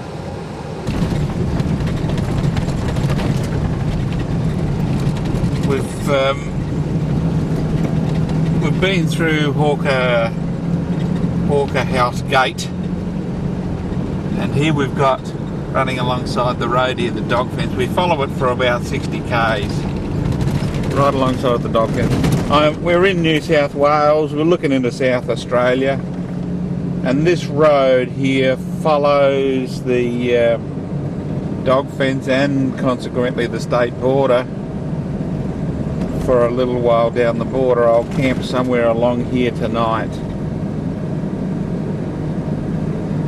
It's quite a nifty looking road next to the dog fence, but about every kilometre that says please do not drive on this road. So perhaps we shouldn't drive on that road.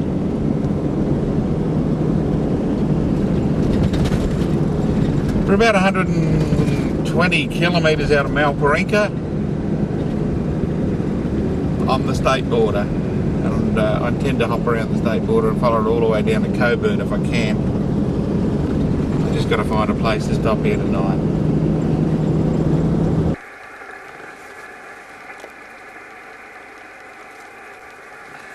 You think I'm kidding about the flies, don't you? Just to have a look. Do you reckon the flies are bad or not too bad? And there's repellent all around the place. So how do you reckon the repellent's working? Is the repellent working bad or not too bad? You be the judge. Dawn of another day.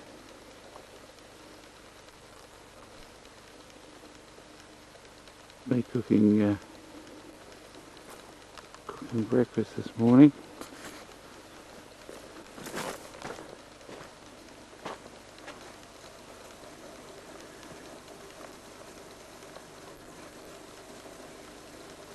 Kettle's boiling. I've packed up my swag, ready to go.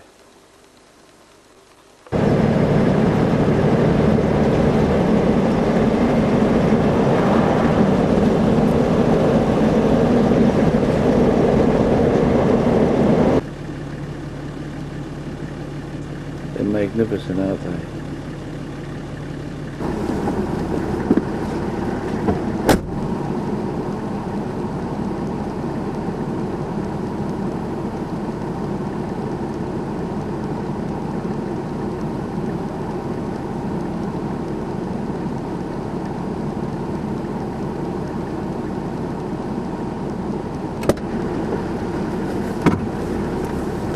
This should be the last time I cross the border back into South Australia.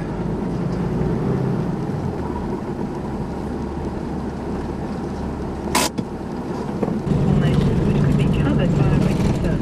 Just as we have an Aboriginal site register, there needs to be a register of significance. Going along the old Quinyambie Road from Old Quinyambie Station. I'm in South Australia, and it goes to a few borders down here before it actually goes close to the border again and then becomes another station track. It's a bit sandy at the moment, but we'll see how we go. Looks like there's another sand hill up ahead there. It was a fairly unused track when I crossed the border, but it looks like there's a few vehicles been along this one anyway. I think it's an old survey track.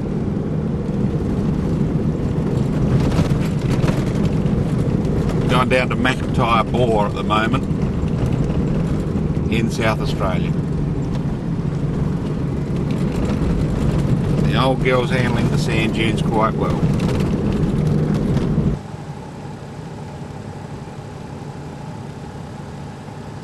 Can anybody tell me which side of the dingo fence we're on?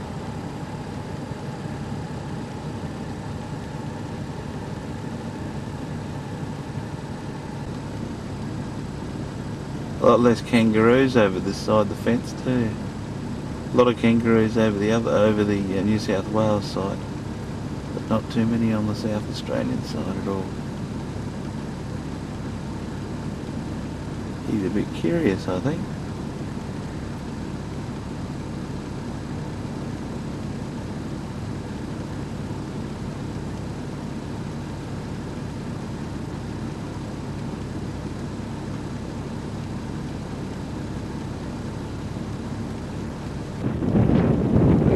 That way.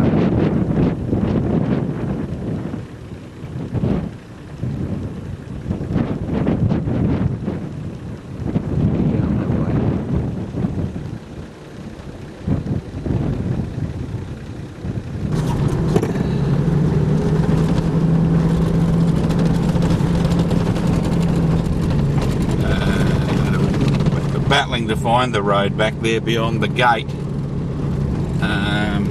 Had to drive along the farmer's fence line looking for the road, but I found it and went through the gate, and this is the main station road to Adelaide, believe it or not. So we'll go down here, the signpost back there, this goes to Adelaide, so this is the main road to town. It's heading back towards the border fence, South Australia, New South Wales, but it doesn't cross over. Heading down to Mulgarani station, which is out of Coburn.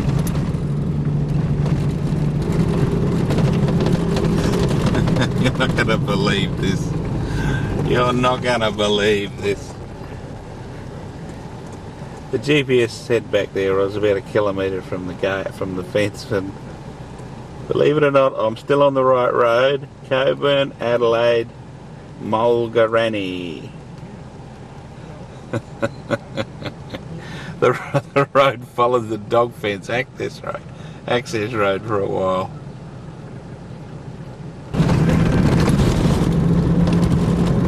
Following the dog fence for a little while now on the South Australian side of the border. The GPS says 140 degrees, 59 minutes, 8:34. So it says we are in South Australia, and we have to go down this line here now for about 15 kilometres. Even the fence line road's getting a bit rough now. It's not long before the I have to cross the fence into sheep country. Here the fence is so dilapidated they've actually run a sort of a fence next to it, but it's only a shadow of the original.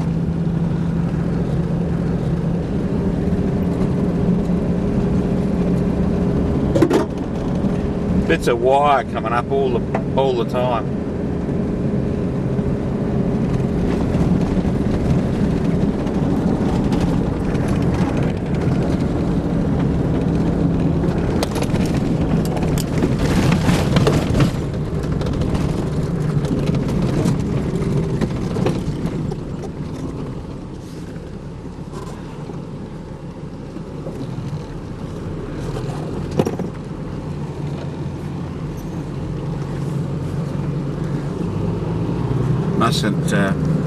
Mustn't hit the car radio aerial or I'll lose John Lawless.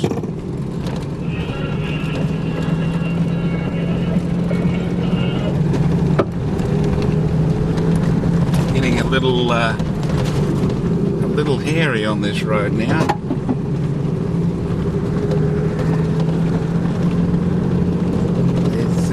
According to the speedo, there's not too much more of this anyway before I come to the corner. But I don't reckon even the fence line blokes use this road. I reckon they go on the other one. I did find another one going out, but I didn't know where it was going. So I know this road goes to the end of the fence. So I'll follow this one. But I don't reckon even the fence guys go on that one. The fence running along there, from north-south, 141 degrees. Goes around the corner there and heads up here, and here is the gate. Here's the gate I've been looking for.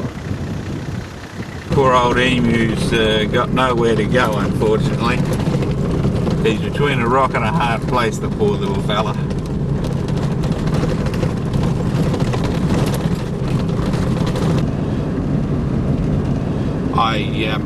I got lost a while back. I actually followed the dog fence a little bit too far and ended up on the dog track.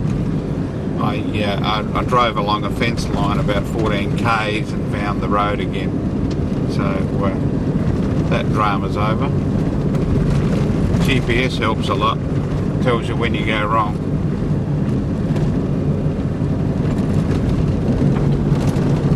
My little bush track has developed into a fairly sandy road. Just coming into Munganary. At the moment we're about 30 minutes, which is around about 60 to 70 kilometres off of the highway. There's Munganary, or however you want to pronounce it there. Oh, it's a big place.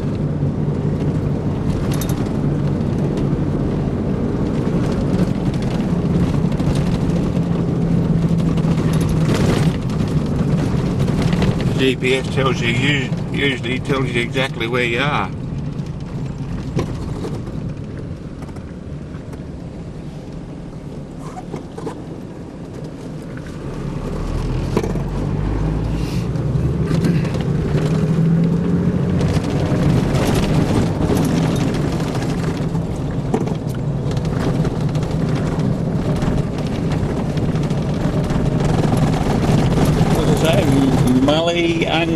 Mully-Ungary, it says on the shed there.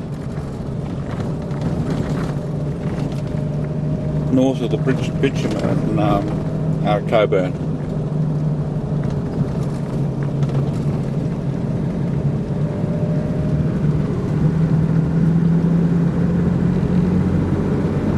Be nice to get on a bit of bitumen again.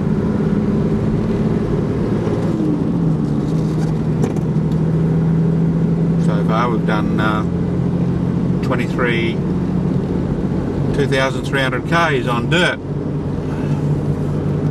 Some of it, as you've seen a while back, they're quite hairy. Oh, it's a good road here. This must be maintained by the station fairly well, because that's their main shopping road. This road here actually appears on the map in the middle of nowhere. That road I come down on into the station is not on a lot of my maps. I don't know why that is. Road was wet a bit. Road was wetter back there a bit. We've had a couple of showers through, and it looks like there's a shower up ahead. I'm just glad to be in the sandy country rather than the clay country when it gets a bit wet.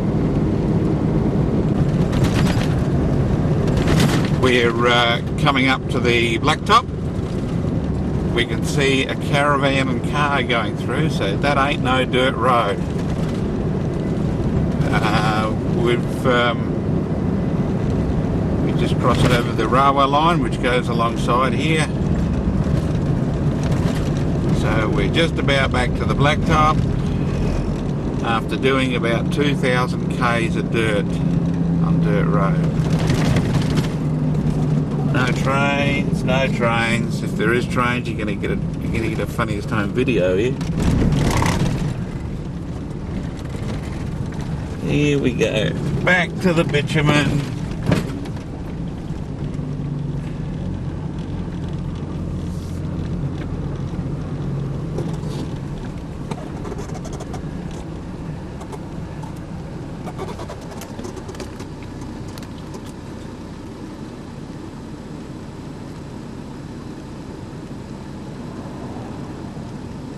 Mulungary, 64 kilometres.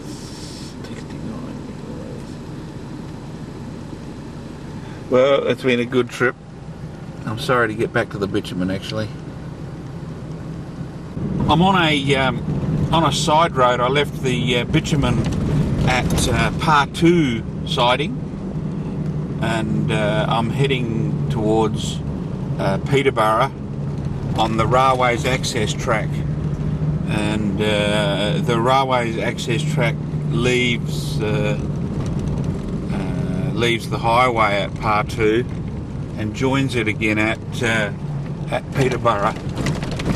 What I'll do is there's a siding halfway along this track. I've been along here before, and I'll spend the night at that siding there. Unfortunately, you can't get too far away from the railway line here, so I'll be able to listen to the trains at night, but that's no worries. Here we are at the siding. I think the siding's up there. Yep, that's the siding through there. And we just started tea. There's a lot less flies here, but like I said before, the ones that are here are annoying. We've got our double boiler going. We're looking at, well, there's beans there, they're chili beans again. Beef and chili beans. And I'm going to pep it up a bit with a bit of this stuff. Bit of, what was it again? Plum-rose leg ham. Low fat.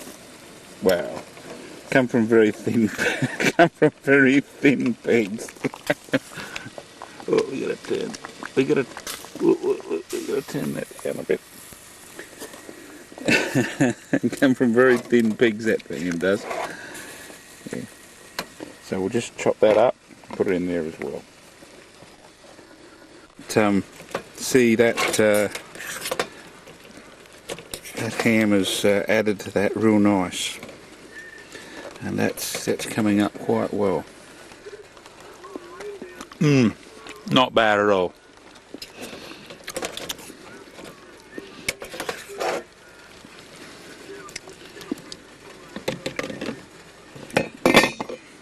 Leave that on there to percolate for a little bit. Notice the difference? Less flies tonight. Marvellous.